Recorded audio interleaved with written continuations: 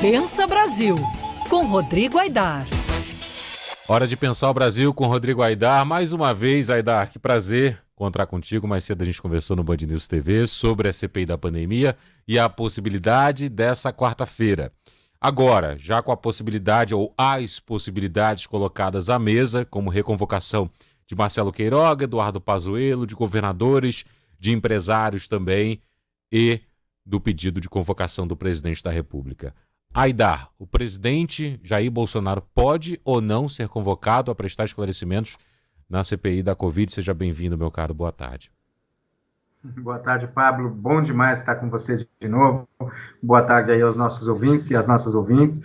Pablo, o que determina o que pode e o que não pode fazer uma CPI é mais do que a lei, né? São as decisões do Supremo Tribunal Federal. É por isso que a gente sempre que vai analisar os limites do que pode uma CPI, a gente olha para o STF.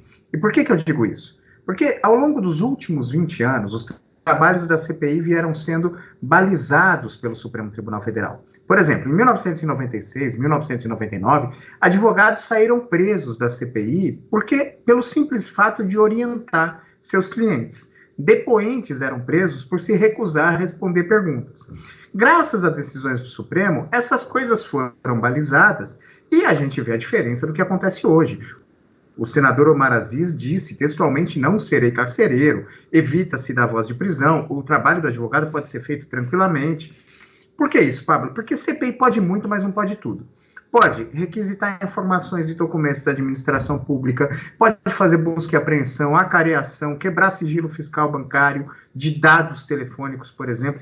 Mas exatamente por poder tudo isso, por ter poderes de investigação próprios de autoridades judiciais, as CPIs devem garantir aos depoentes, a investigados e a quaisquer pessoas que vão à comissão ou que são alvos de atos da comissão, os mesmos direitos que as pessoas têm diante de um juiz. E aí eu chego ao ponto. CPI pode convocar presidente da República? O entendimento mais comum é o de que não pode, Pablo. Pode convidar, mas não convocar. Qual a diferença? Convidado, você pode se recusar a comparecer à CPI. Convocado, não. Você é obrigado aí, sob pena de sofrer condução coercitiva. Por que se diz que o entendimento comum é que a CPI não pode convocar o presidente da República? Artigo 50 da Constituição Federal diz que qualquer comissão, a Câmara, Senado e qualquer de suas comissões poderão convocar ministro de Estado e quaisquer titulares de órgãos diretamente subordinados à presidência da República para prestar informações.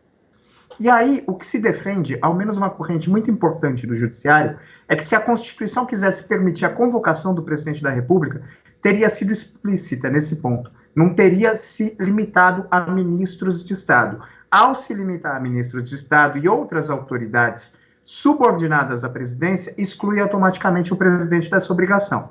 Mas, aí é que está. Outra corrente diz que, como não há proibição expressa para a convocação de presidente, pode convocar sim. Então, se a CPI aprovar esse requerimento, porque essa é outra característica da CPI, os membros têm que aprovar o requerimento por maioria. Não basta que o senador Randolph, como fez, apresente o requerimento de convocação. Ele precisa ser aprovado. Então, se a CPI aprovar o requerimento convocando o presidente da República, muito provavelmente a gente vai ter uma batalha no Supremo Tribunal Federal. Há um precedente de 2012, em que o ministro Marco Aurélio deu habeas corpus ao então governador Marconi Perillo, de Goiás, para que ele pudesse faltar à convocação da CPI.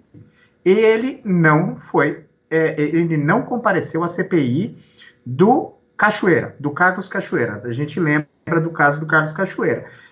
Marconi Perillo foi convocado pela CPI, entrou com pedido de habeas corpus no Supremo Tribunal Federal, e o ministro Marco Aurélio disse que Congresso, por ser poder legislativo, não pode impor o comparecimento obrigatório de um chefe do poder executivo ao Congresso.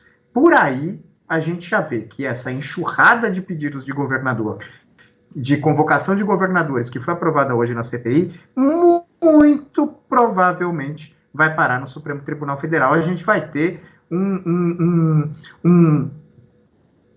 algumas sessões bastante movimentadas ali no Supremo.